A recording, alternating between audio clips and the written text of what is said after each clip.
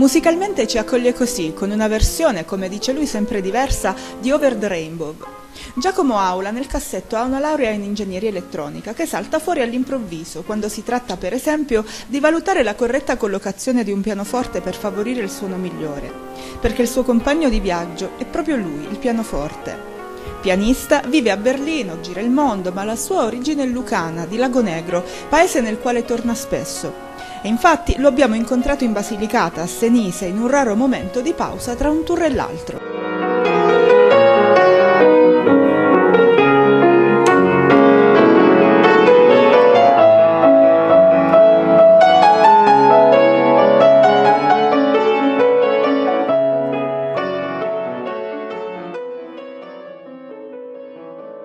Solo momentaneamente sei tornato nella tua Basilicata, tu qua hai parte importante della tua famiglia, però vieni da un viaggio importante, da una tournée fatta a settembre in Portogallo. Raccontaci brevemente di questo viaggio, di questa esperienza. Certo, in Portogallo è un po' la mia seconda casa, è un posto in cui ho sviluppato delle collaborazioni importanti, significative, che mi arricchiscono intanto umanamente. È nata un po' per caso, quando circa 8-9 anni fa mi trovai a un festival a Alentejo dove Maria Viana, una grandissima cantante portoghese, era direttore artistico. Io suonavo lì con una cantante italiana e nacque una empatia proprio immediata, personale, proprio a pelle, perché poi chi fa jazz, chi fa musica ha un percorso fatto di emozioni, fatto di incontri, di scambi di energia, diciamo così. E quindi sia io che Maria provammo questo bisogno di cominciare a collaborare, cosa che poi si è concretizzata innanzitutto a Berlino, perché insomma, pur orgoglioso della mia Basilicata, di Lagonegro e delle nostre terre, artisticamente sono nato prima in Piemonte, a Torino, però poi specialmente a Berlino, dove ho fatto cose importanti che mi hanno fatto crescere, poi maturare dal livello nazionale a quello un po' così internazionale, no? Da un punto di vista artistico cosa ti ha dato il Portogallo, anche e soprattutto musicalmente? No. Musicalmente il Portogallo in musica traspone questo gusto per la vita e per la gioia, per l'emozione, un po' la saudade brasiliana, però un po' più austera, un po' meno giocherellona, è più concreta. Cioè il popolo portoghese è accogliente come nelle migliori tradizioni del nostro mezzogiorno d'Italia, è capace di sorridere quando in realtà dovrebbe soffrire. È un grande senso dell'ospitalità in Portogallo, di gioia di vita, di amore per l'arte. Non è un caso che poi le manifestazioni più belle si fanno in posti, diciamo, rilevanti dal punto di vista architettonico, in antichi castelli. In Portogallo, un po' anche in Spagna, in Portogallo c'è una serie di teatri antichi dove anche solo entrare in camerino, per delle scalette, diciamo, ripide, vedi un manifesto di un concerto di Narciso Yepes oppure di qualche altro grande artista e capisci che sono posti che trasudano di tradizioni, e questo è emozionante.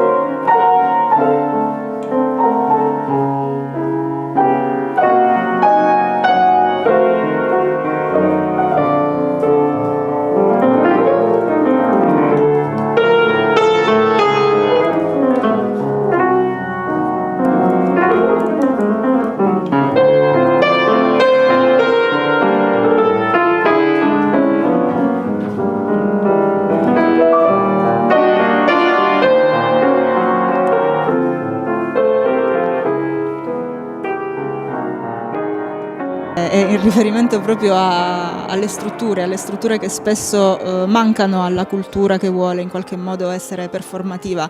Qual è la situazione qui in Italia? È un po' difficile perché in Italia abbiamo performance da terzo mondo, quando in realtà siamo uno dei paesi più importanti, i paesi più industrializzati, più importanti per la storia della cultura in generale. L'impressione è che ci sono delle belle cose all'estero, non per forza quando ci sono grandi fondi e grandi investimenti, quando c'è una gestione attenta di quello che esiste come strutture, come teatri, perché un teatro antico, piccolo, con tutti i suoi limiti, ha un fascino indescrivibile che qualsiasi nuova architettura non potrà mai raggiungere, non fosse altro perché quel teatro, come le ore di volo di un pilota, ha un'esperienza, trasuda di cose fatte che la nuova architettura è giovanissima, non ha ancora. In Italia si rincorre la mania dell'evento, di cercare qualcosa a tutti i costi eclatante e si dà importanza a questo prima che al contenuto di quello che quell'esperienza insomma dovrebbe avere. Si tende a fare meno cose che costino di più, perché il fatto che costino di più dovrebbe significare che sono importanti, e invece la quotidianità dell'arte e della cultura è fatta di esperienze semplici, tante, possibilmente ogni giorno, come bere dell'acqua, come svegliarsi e uscire di casa, si va a un concerto, si suona, anche perché i giovani devono avere delle opportunità. Chi arriva a un certo punto, dopo anni e anni di carriera, di attività, di sforzi, è stato giovane, ha avuto un momento in cui tutto era chiuso e se non offriamo degli spiragli è un delitto. Non abbiamo un futuro culturalmente, insomma. Hai parlato dell'Italia in riferimento anche alla Basilicata, è la stessa cosa? Allora, questa cosa della Basilicata per me è un po'...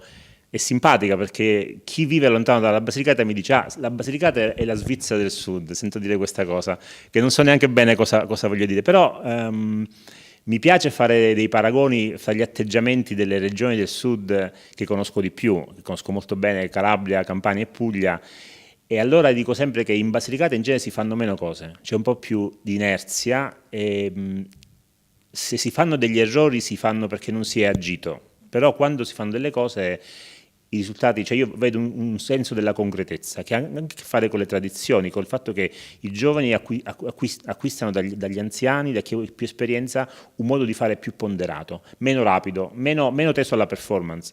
Quando faccio un paragone che simpaticamente, perché ho tanti amici a Salerno e a Napoli, dicono qui si fanno degli errori perché vi buttate troppo, e allora si fanno errori perché, per la voglia di fare troppo. Che dire, io in realtà amo la mia terra, però quando suono, faccio concerti o masterclass o lezioni, è un po' stridente il contrasto col fatto che le opportunità ho dovuto cercarle fuori. E mi piacerebbe, nel modo più umile possibile, favorire il fatto che anche la nostra terra sia insomma, un luogo da cui possono nascere cose nuove, belle e interessanti. Secondo la tua esperienza, qual è il paese o la città più sorprendente da questo punto di vista, più giovane anche? In Basilicata? No, in generale in Europa. In generale? Allora, ognuno ha la sua personalità, i suoi lati positivi e negativi. Certamente per un artista, per chi si occupa di cultura, la prima parola che mi viene in mente, la prima città è Berlino. Tra l'altro Berlino è una città del tutto non teutonica, non tedesca, non è rappresentativa. Noi italiani in generale abbiamo l'idea della Germania che è l'idea della Baviera, cioè di una Germania come un settentrione più settentrionale. In realtà basta oltrepassare Monaco, già da Norimberga in su ci si rende conto che il tedesco del nord è più simile al nostro meridione, è più vivi e lascia vivere, è più alla mano. Certo non c'è quel senso solare, emotivo che abbiamo noi, però c'è un rispetto dell'altro. Berlino ha attratto per tante ragioni, per il muro, per la libertà, perché è il punto in cui le due Germanie si sono riunite e quindi ci sono anche stati degli anni in cui ci sono state agevolazioni fiscali fortissime per cui conveniva operare e investire a Berlino. Il solo fatto che uno come Rostropovich, uno dei più grandi violoncellisti, sia andato a suonare sotto il muro di Berlino quando cadde è un segno insomma notevole. La cosa importante che in Italia spesso non si conosce e forse non si vuole capire è che le scene sono aperte, cioè culturalmente in Germania, ma anche in Scandinavia, anche in Svezia, anche in Danimarca, un po' in certe parti della Francia, quando si va e si porta qualcosa che vale, non si ricevono ostacoli, ma si creano relazioni, e questo ha un valore al di là dei lavori e degli ingaggi, dell'aspetto lavorativo in senso stretto, insomma, apre delle prospettive di cui uno non vede i confini. Ci sono scene italiane dal punto di vista musicale che provocano esattamente l'opposto, cioè hai fatto un disco, sei felice, hai un bel risultato artistico e esci per strada, vuoi creare opportunità, relazioni, e l'ambiente attorno a te artisticamente è come se ti volesse invogliare a fermarti e a non farlo. E questo è un problema di sistema, dipende dal fatto che un atteggiamento sbagliato viene seguito da troppe persone e quindi diventa dominante. In questo senso le città italiane, diciamo meno peggio o più invoglianti, sono certamente Torino e Bologna. Anche in Sicilia ci fanno delle belle cose. In Sicilia ci sono produzioni musicali che non esistono in altre parti d'Italia perché direttamente sono collegati ai maggiori centri di produzione americani e direttamente portano e riportano negli Stati Uniti. Siamo alla vigilia di un appuntamento importante, fra meno di una settimana sarai in Francia per una tournée, raccontaci un po'. Esattamente, allora dopo la tournée fatta con Maria Viana in Portogallo adesso mi devo recare in Francia, esattamente nella Francia centro-orientale, quella al confine con la Svizzera francese. Questo è un trio, è un progetto abbastanza giovane, recente, che avrà non più di 3 anni di vita e nasce dall'incontro con un trombettista. Anche qui la provenienza degli artisti la dice lunga sul bagaglio che ognuno si porta dietro, con Christian Magnusson, che è un trombettista di origini svedesi, nato a Tokyo e cresciuto nella Svizzera francese, vicino fra Ginevra e Montreux. E l'ho conosciuto a Berlino perché lui vive a Berlino e mi ha chiesto di far parte di un trio, di una collaborazione con un contrabbassista francese che si chiama Achille Lachenal, e quindi adesso saremo in tournée tromba, pianoforte e contrabbasso. Abbiamo un concerto all'Università di Ginevra per la cerimonia dei master in economia, poi abbiamo un concerto a Grenoble, un altro villaggio vicino a Grenoble, e anche a Montreux in Svizzera.